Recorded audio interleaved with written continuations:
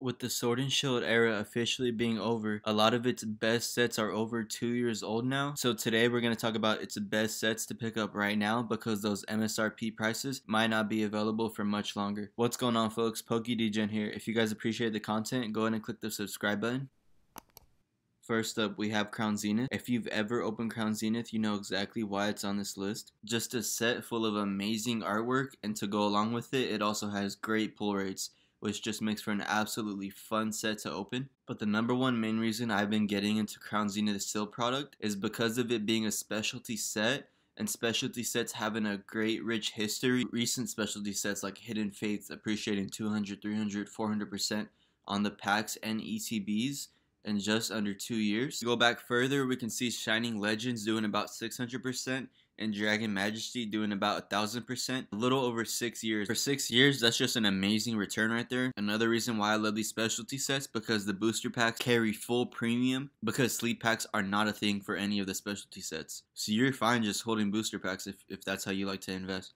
Then we add in the fact that the second most expensive Giratina card and Arceus cards are located inside this set. I think it's just an amazing opportunity right now to still be picking up this set at MSRP prices, especially considering we know that these specialty sets have a somewhat built-in exclusivity to them. I'm holding my Crown Zenith strong, probably my second favorite buy if you were not able to get any Evolving Skies at MSRP or around there. This chart showing the Giratina's price path over the last 6-7 months.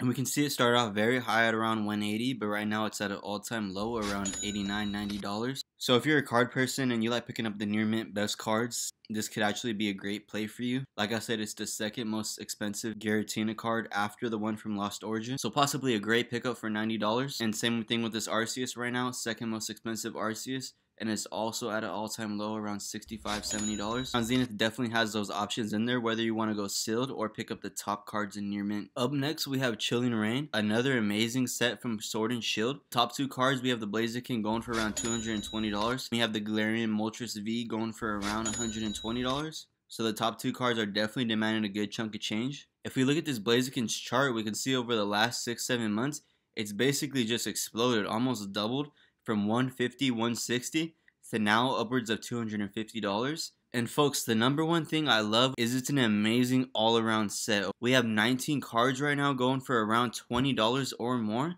which is just absolutely insane. Those are almost Evolving Skies numbers right there, okay? I already talked about the Blaziken. The most expensive Blaziken card in the TCG sits inside of Chilling Reign, okay? So that's why I love the sealed prospect for it.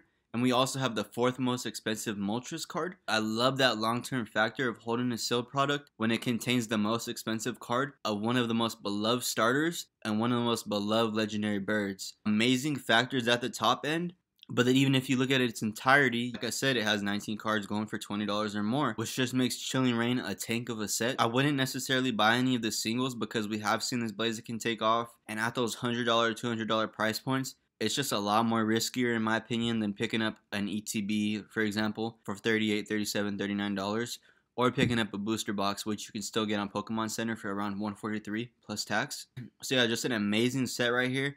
It really was neck and neck with Crown Zenith for the number one spot on this list. Really, you can't go wrong with either of them. Up next on the list, I have Brilliant Stars, released just a little under 18 months ago. A very similar set to Chilling Reign. At the top end, you can see we have the first ever Charizard alternate art, going for around $130, $140 right now. We also have a Rainbow Charizard V-Star that was going for $100 for the longest time, but is now in the low 70s. This set just had a small restock during the first few months of the year. That's why we can see the booster box price fall from around $180 to now around $140, and it's been staying pretty strong at that $140 price. 20% plus discount if you did want to get a position in those. I do say this set is very similar to Chilling Reign because if you look at the cards inside, we have about 12 to 18 cards that are within that price range of $15 to $20 and in the low teens. So very similar to Chilling Reign along that quantity of great cards and whatnot.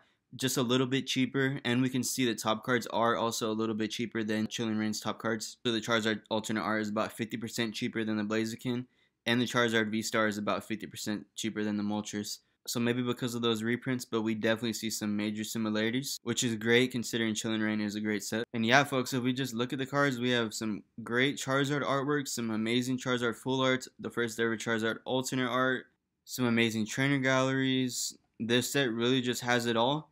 And after its restock, just some amazing prices that are in the market right now on sealed product. I know Smoke and Mirrors has a sale on ETBs at $33, which I think is just an amazing hold for the long term. And an ETB of one of the best alternate art sets at $33. 46 years down the line, I think that's just a home run right there for that price. So yeah, I just love this set. And like those other two sets, it's very strong, just a tick beneath those. Up next, we have Lost Origin, of course, from the Sword and Shield era. This set is a little different from every other set on this video because all around, it's not as strong as those sets. But as you can see at the top end, we have some heavy hitters. We have this Giratina going for around $300 right now, a little over $300. We also have this Aerodactyl going for around $120. So both of these cards are just demanding a crazy amount of money by themselves. This is the most expensive Giratina and Aerodactyl cards, respectively. And I think rightfully so. If you look at this artwork on these cards, if you just pause the video for a second, flat out amazing artworks. I think they very much so deserve the #1 spots, even though they haven't even been out 2-3 years yet. So yeah, this is just an amazing set to still pick up right now at MSRP. We can see it's going for about 20% more a booster box on TCG Player. So all those factors combined, I love holding this sealed product considering what kind of cards it holds inside. Collectors are definitely going to want to open this set down the line, trying to get lucky, trying to pull a Giratina to get a 10 or an Aerodactyl to get a 10. I think collectors will definitely pay big money for this, and I easily see an exit point buying it at $140 in 46 years, selling it for $500, $600, $700 plus. It's that great of a set. Lastly, we have Battle Styles. Still a very strong set, but compared to the other sets in this video, it only has about 10 to 12 cards within that $10 to $20 price range. If we look at this Sleepy Tyranitar alternate art, it's gone from the low 70s all the way up to well over $100 just in a matter of a year. This card has definitely been holding strong over the last year, just continually rising. That just tells me at $70, just way too cheap for a card of this caliber. It was undervalued, and that's why we see it getting more of a fair price in the market right now. This also is the first set to introduce alternate arts, so really not a bad play at all to hold at that $113, $115 mark. Still just an amazing set. It's probably the weakest alternate art set, maybe not, maybe Fusion Strike is the weakest. But still, 10 to 12 cards within that $10 to $20 price range, with a great Tyranitar card, a great Urshifu card, and a really undervalued Empoleon alternate art in my opinion.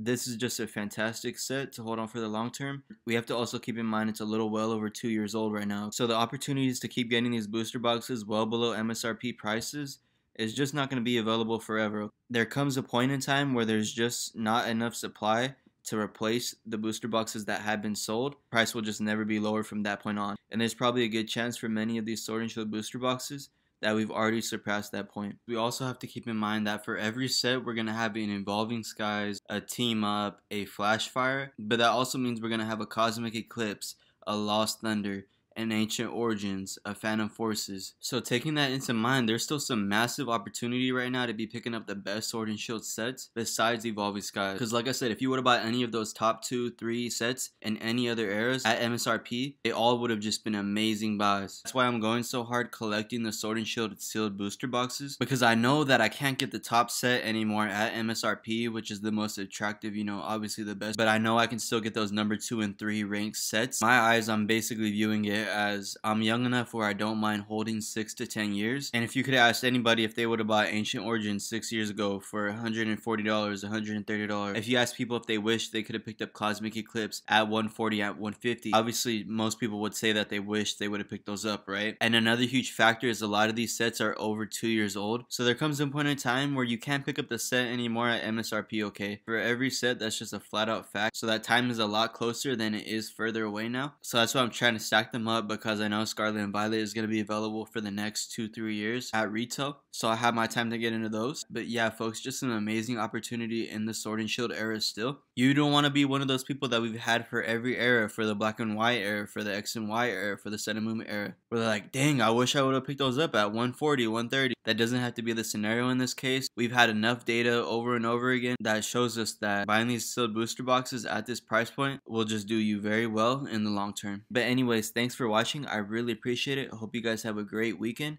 and take care.